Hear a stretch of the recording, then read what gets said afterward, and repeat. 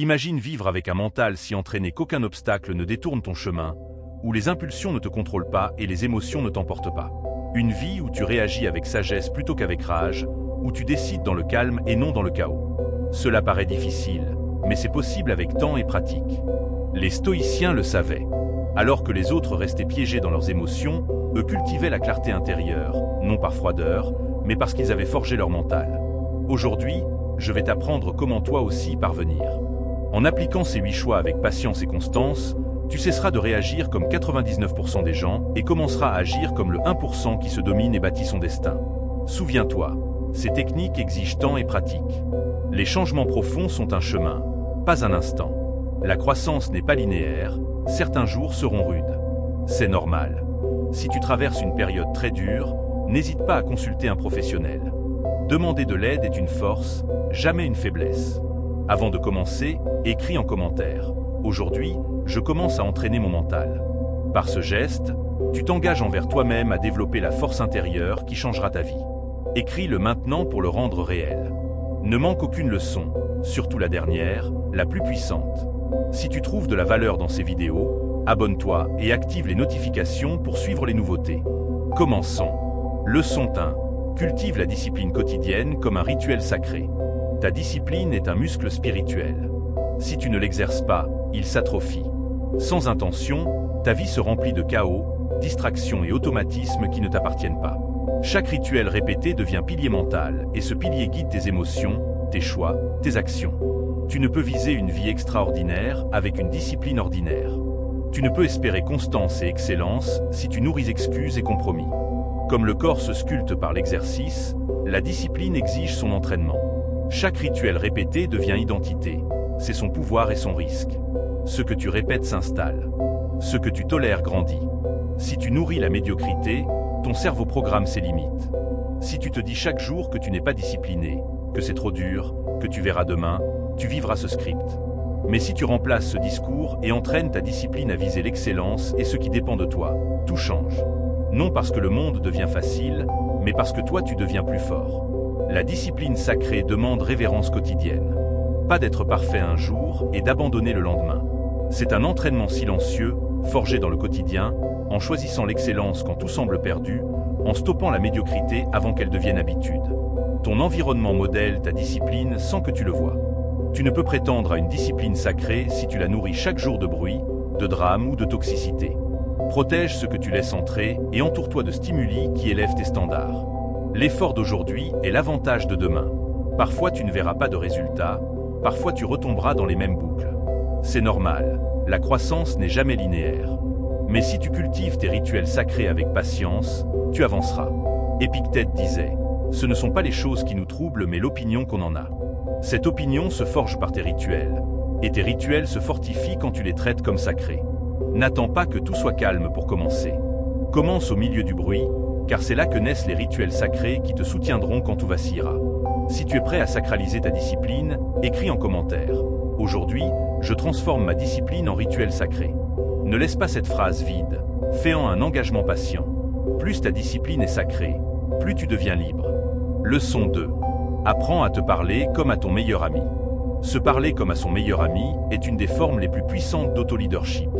Il ne s'agit pas de se bercer d'illusions avec des phrases creuses, mais de bâtir une relation intérieure fondée sur la vérité bienveillante et l'encouragement constructif.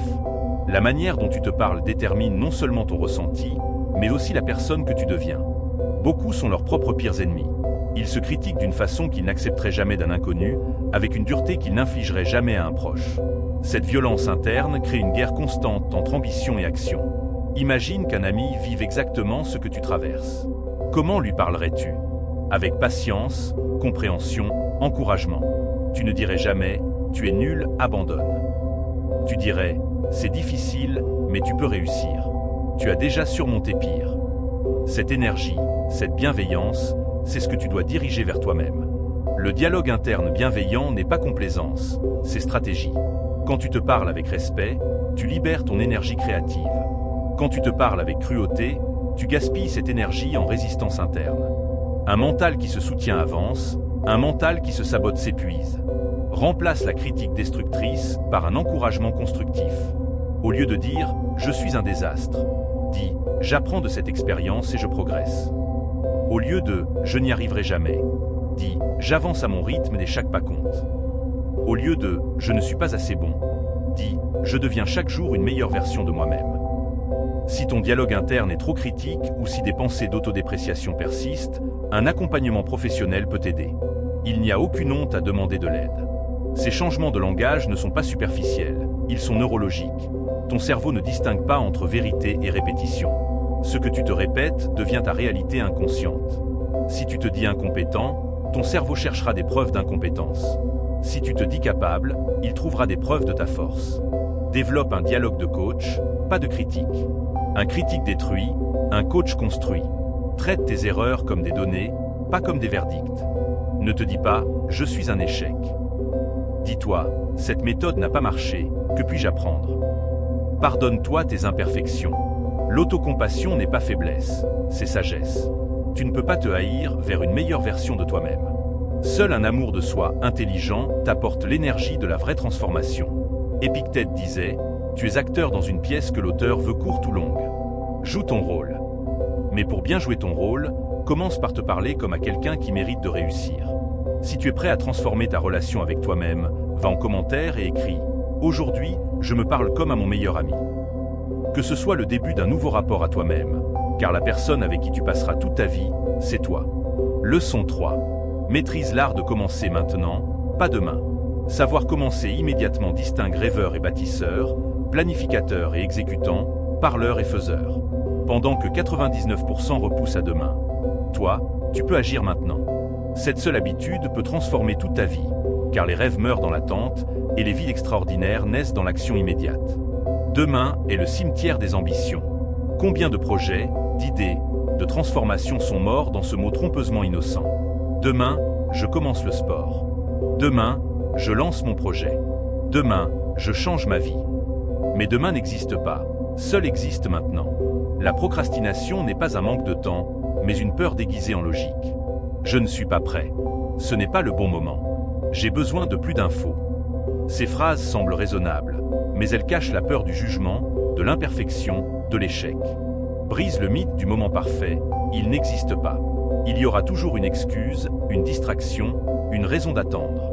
Les conditions idéales n'arriveront jamais. Le seul moment parfait, c'est maintenant, avec toutes ses imperfections. Souviens-toi de la règle des 5 secondes. Ton cerveau a 5 secondes pour saboter une bonne intention. Passé ce délai, la résistance s'installe et l'excuse prend le contrôle. Dès qu'une idée juste surgit, agis dans les 5 secondes. Pas le temps de douter, pas le temps de reculer. Action. L'action crée la motivation, jamais l'inverse. Plus tu attends, plus la résistance s'accumule. Plus tu agis, plus l'élan grandit. Réduis au maximum la friction. Ton plus grand ennemi, c'est la complexité. Tu veux faire du sport? Prépare tes affaires la veille. Tu veux écrire? Ouvre ton document tout de suite. Ne confonds pas préparation et procrastination. Se préparer est utile. Se surpréparer est de la peur déguisée. Combien passent des mois à se préparer pour des choses qu'ils pourraient commencer aujourd'hui? La préparation sans action est de la masturbation intellectuelle. Choisis l'action imparfaite. Tu n'as pas besoin d'être prêt à 100% pour débuter. Il suffit d'être prêt à 20% et d'apprendre en avançant. L'expérience enseigne plus que la théorie. L'action révèle des solutions que la réflexion seule ne peut pas trouver. Utilise la loi de l'inertie. Newton l'a montré, un objet au repos reste au repos, mais une fois en mouvement, il continue.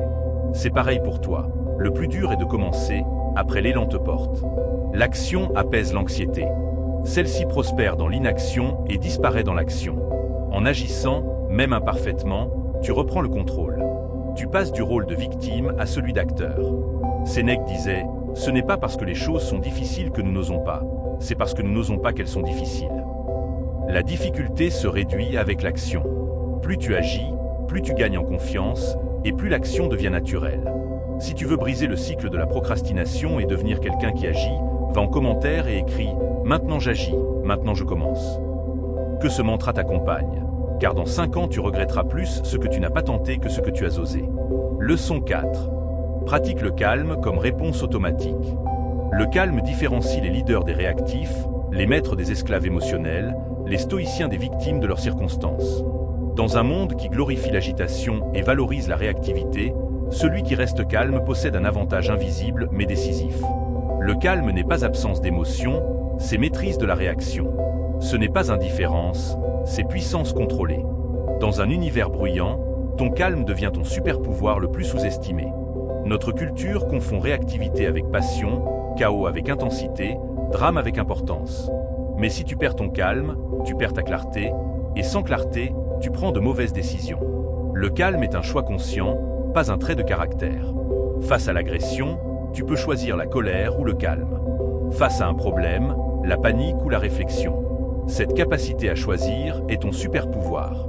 Entraîne-toi à respirer avant de réagir. 3 respirations profondes suffisent à transformer ta réponse. Tu passes de réactif à créatif. La respiration consciente est ta technologie la plus simple et la plus efficace. Quand l'émotion monte, ta respiration s'accélère. Si tu la contrôles, tu contrôles l'émotion. C'est physiologique, pas mystique. Le calme donne de la perspective. Dans l'agitation, tu ne vois que le problème immédiat. Dans le calme, tu vois l'ensemble. Prends l'habitude du détachement émotionnel intelligent. Ce qui arrive n'est pas contre toi, c'est simplement ce qui arrive. Cette vision change tout. Tu cesses de prendre les événements personnellement et tu commences à les traiter comme des défis neutres. Plus tu pratiques le calme dans des situations difficiles, plus ta zone de tolérance s'élargit. Ce qui te stressait hier ne t'atteint plus. Tu développes une immunité émotionnelle. Le calme est contagieux et magnétique. Dans la tempête, ton calme inspire. Tu deviens un repère de stabilité. Le vrai leadership naît du calme, jamais du chaos. Mais n'associe pas calme et indifférence. Être calme ne veut pas dire ne pas se soucier, mais se soucier intelligemment. Tu peux viser un résultat avec intensité sans être perturbé par le processus. Certaines émotions doivent être exprimées sainement plutôt que refoulées. Le calme n'est pas suppression, mais choix réfléchi de la manière et du moment où exprimer tes sentiments. Marc Aurèle écrivait « Tu as du pouvoir sur ton esprit, pas sur les événements extérieurs. Comprends cela et tu trouveras la force. » La vraie sérénité naît de cette compréhension profonde. Tu ne contrôles pas ce qui t'arrive, mais tu gardes toujours le contrôle sur la manière dont tu y réagis. Si tu es prêt à faire du calme ton super-pouvoir et à transformer ta réactivité en maîtrise, écris en commentaire « Aujourd'hui, je choisis le calme ». Parce que dans un monde de plus en plus bruyant et chaotique, ton calme devient ton arme secrète, ton avantage compétitif le plus puissant. Et si tu appliques déjà les 4 premières leçons avec régularité, sache que tu construis une force mentale que 99% des gens n'auront jamais. Tu as commencé à te discipliner comme si c'était un rituel sacré. Tu t'adresses à toi-même avec bienveillance. Tu agis dès maintenant, au lieu d'attendre demain. Et face aux tempêtes, tu choisis le calme. C'est déjà une transformation profonde. Mais ce n'est que le début. Les 4 prochaines leçons vont te propulser vers un niveau de maîtrise personnelle que peu atteignent. Elles vont t'apprendre à mériter l'extraordinaire, à transformer ta solitude en super-pouvoir, à choisir consciemment tes influences et à faire de ton esprit ton refuge le plus sûr. Leçon 5. Apprends à mériter l'extraordinaire. Méfie-toi, l'excellence n'est jamais un accident. Elle naît de la préparation qui rencontre l'opportunité. La plupart veulent une vie extraordinaire avec des efforts ordinaires. Ils rêvent de résultats de champion avec des habitudes d'amateur. Mais toi, tu peux faire l'inverse. L'extraordinaire n'est pas réservé aux autres. Ce n'est pas une question de chance, de talent inné ou de privilège. C'est une question de préparation, de standard et de constance. Avant même de recevoir, il faut se préparer. Avant même que les opportunités arrivent, il faut développer les habitudes de quelqu'un qui mérite l'extraordinaire. Agis comme si tu étais déjà la personne que tu veux devenir. Tu veux un corps d'athlète? Mange, dors et entraîne-toi comme un athlète. Tu veux réussir professionnellement? Travaille avec l'exigence d'un professionnel. Tu veux des relations de qualité? Comporte-toi comme une personne de qualité. L'univers ne t'offre pas ce que tu désires. Il t'offre ce que tu es. Si tu es quelqu'un qui tolère le retard, il te donnera encore plus de retard. Si tu es quelqu'un d'excellent, il multipliera tes opportunités d'excellence. Alors élève tes standards, sans négociation. Tes standards actuels ont construit ta vie actuelle. Si tu veux une autre vie, adopte immédiatement de nouveaux standards. Pas demain, pas progressivement. Maintenant. L'excellence n'est pas un acte isolé, mais une habitude répétée jusqu'à devenir ton identité. Arrête de normaliser la médiocrité. On t'a conditionné à croire que « c'est déjà pas mal » suffisait. Mais « pas mal » ne suffira jamais à quelqu'un qui vise l'extraordinaire. Si tu acceptes la médiocrité dans un domaine, elle finira par contaminer tous les autres. Investis dans toi comme tu investis dans ton futur. L'extraordinaire exige des compétences extraordinaires. Et ces compétences ne s'acquièrent pas par hasard. Elles s'achètent avec du temps, de l'énergie et, oui, parfois de l'argent. Chaque euro intelligemment investi en toi te reviendra démultiplié. Ne cherche pas le confort, cherche la croissance. Le confort est le poison silencieux qui tue l'extraordinaire. Tout ce qui en vaut vraiment la peine exige de sortir de ta zone de confort. Si tu peux l'obtenir depuis ton canapé, ce n'est probablement pas extraordinaire. Entoure-toi de personnes extraordinaires. Tu deviens la moyenne des 5 personnes avec qui tu passes le plus de temps. Si elles sont médiocres, elles te tireront vers le bas. Si elles visent haut, elles t'élèveront naturellement vers leur niveau d'excellence. Développe la mentalité d'un propriétaire, pas celle d'un employé. L'employé fait le minimum pour éviter les ennuis. Le propriétaire fait tout ce qu'il faut pour atteindre le résultat. L'employé fuit la responsabilité. Le propriétaire l'assume pleinement. Comprends ceci, l'extraordinaire demande des sacrifices que les autres trouvent ordinaires. Pendant qu'ils regardent la télé, toi tu apprends. Pendant qu'ils perdent leur temps à socialiser sans but, toi tu construis. Ces sacrifices ne sont pas des pertes, mais des investissements dans ton futur extraordinaire. Les gens ordinaires voient l'effort comme une punition. Les gens extraordinaires le voient comme un privilège. Chaque goutte de sueur d'aujourd'hui est un dépôt sur le compte en banque de ton avenir. Épictète enseignait « Deviens qui tu es ». Mais avant de devenir qui tu es, décide d'abord qui tu veux être. Dès que tu prends cette décision, chaque action devient un vote pour ton futur toi. L'extraordinaire n'est pas une destination finale. C'est une manière de marcher, une façon de voyager. Si tu es prêt à élever tes standards et à vivre selon les règles de l'extraordinaire, écris en commentaire « Je choisis de faire le difficile parce que je mérite l'extraordinaire ». Car souviens-toi, l'ordinaire est saturé, mal payé et sans horizon. L'extraordinaire, lui, t'attend. Mais seulement si tu acceptes de te préparer à le mériter. Leçon 6. Transforme ta solitude en super pouvoir. Transformer ta solitude en force, c'est apprendre à être pleinement présent avec toi-même, sans avoir besoin de validation, de distraction ou de compagnie extérieure pour te sentir complet. C'est comprendre que la relation la plus importante de ta vie est celle que tu cultives avec toi-même. Être capable d'être seul sans se sentir seul est une forme rare et élevée de maturité émotionnelle. Il ne s'agit pas de fuir le monde, ni de se couper des relations humaines, mais de reconnaître que ta plénitude fondamentale ne dépend de personne d'autre. Si tu n'apprends pas à apprécier ta propre compagnie, tu passeras ta vie à chercher chez les autres ce que seul ton intérieur peut offrir. À défaut, tu deviendras dépendant des validations, des distractions, des présences pour te sentir digne. La solitude choisie n'est pas une punition. C'est un entraînement mental avancé. Une opportunité de te reconnecter à ton essence, sans le bruit des attentes et des jugements extérieurs. Nous vivons dans une culture obsédée par la connexion et qui associe la solitude à l'échec ou à la dépression. Comme si ta valeur dépendait du nombre de personnes autour de toi.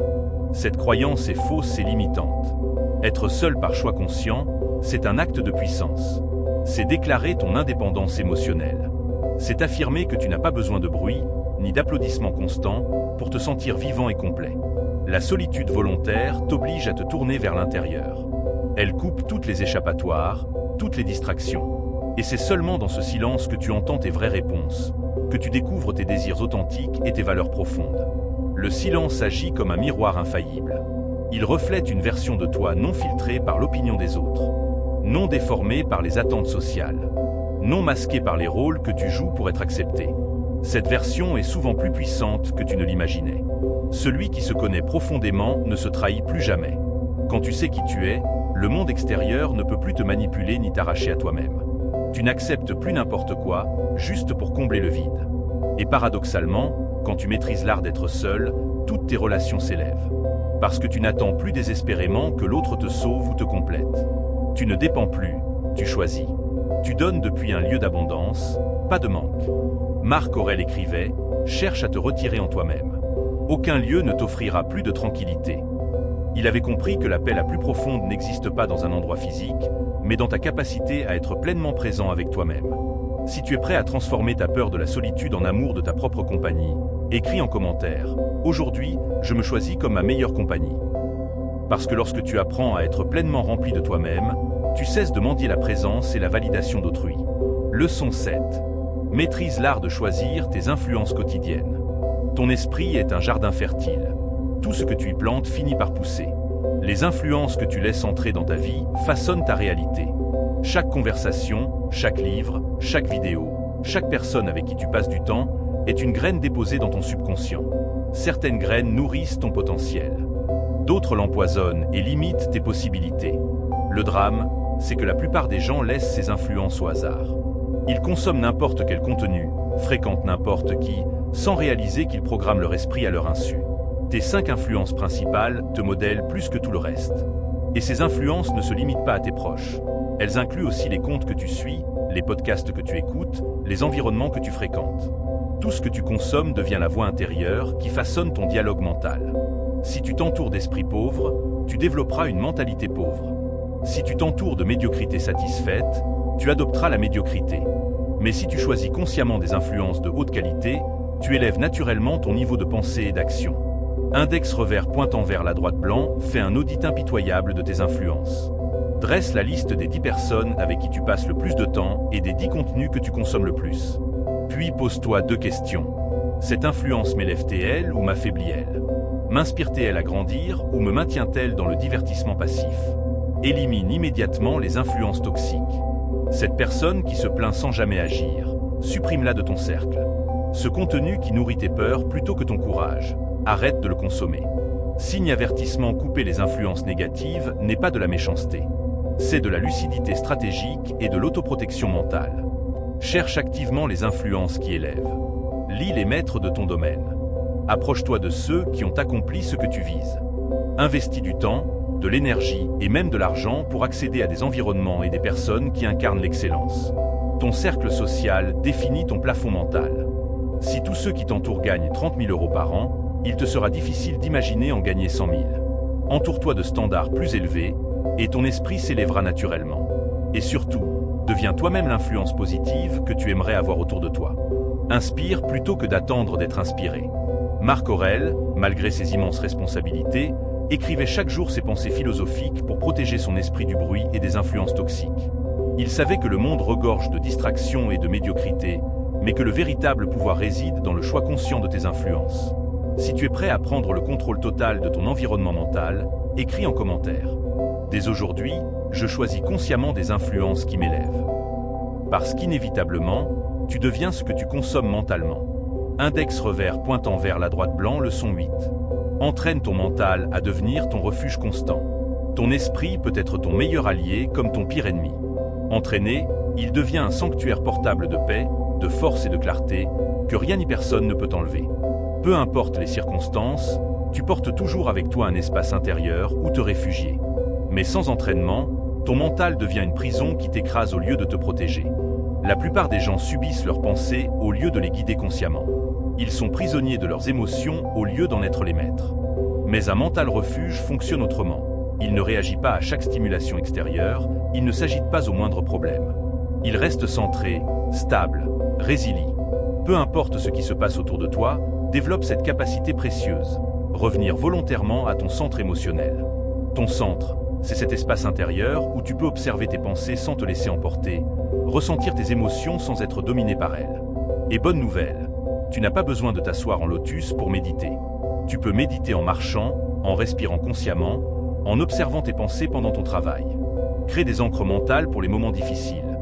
Une phrase apaisante, une image réconfortante, une technique de respiration, des outils simples pour retrouver ton calme rapidement. Quand tout semble s'effondrer, entraîne-toi à voir tes pensées comme des nuages qui passent dans le ciel de ta conscience. Rappelle-toi, tes pensées ne sont pas toi. Tes émotions ne définissent pas qui tu es. Tu es l'observateur qui choisit toujours où poser son attention. C'est ça, l'équanimité stoïcienne. Rester stable au milieu des hauts et des bas de la vie. Attention, cela ne veut pas dire être indifférent, mais développer une intelligence émotionnelle solide. Tu peux être heureux d'un succès sans t'envoler dans l'euphorie. Tu peux être déçu d'un échec sans sombrer dans la dépression. Et pour nourrir cette stabilité, pratique la gratitude. Chaque jour. C'est l'antidote le plus puissant contre les spirales négatives. Quand ton esprit s'assombrit, tourne-le vers tout ce que tu peux apprécier. Transforme ton dialogue intérieur destructeur en soutien bienveillant. Parle-toi comme à ton meilleur ami. Souviens-toi, la liberté véritable est intérieure. Tu peux être physiquement libre, mais mentalement prisonnier de tes peurs. Tu peux être enfermé, limité, et pourtant mentalement libre et épanoui. La paix intérieure ne dépend pas du lieu ou des circonstances, mais de ta capacité à cultiver un état d'esprit serein. Marc Aurèle, empereur romain au cœur des guerres et des responsabilités écrasantes, trouvait refuge dans son esprit en écrivant ses méditations. Comme lui, tu peux toujours te retirer dans ton monde intérieur. Aucune retraite n'est plus paisible que celle que tu construis en toi. Alors si tu es prêt à transformer ton mental en forteresse, écris dans les commentaires « Mon mental est ma paix et mon pouvoir ». Car le jour où tu maîtrises ton monde intérieur, l'extérieur cesse d'avoir du pouvoir sur ton bonheur. C'est là que commence ta véritable invincibilité. Dis-moi, quelle leçon t'a le plus marqué? Est-ce le dialogue intérieur, la discipline, le calme ou la gratitude? Tu n'as pas besoin de tout appliquer d'un coup. Choisis une pratique et commence par là. Avance pas à pas. La transformation prend du temps, mais chaque effort compte. Ces outils ne remplacent pas un accompagnement professionnel si tu en as besoin, mais ils complètent merveilleusement ton cheminement personnel. Abonne-toi, active les notifications et commente. C'est ce qui permet à YouTube de montrer ces vidéos à d'autres personnes comme toi. Merci pour ton temps et ton soutien. On se retrouve dans la prochaine vidéo.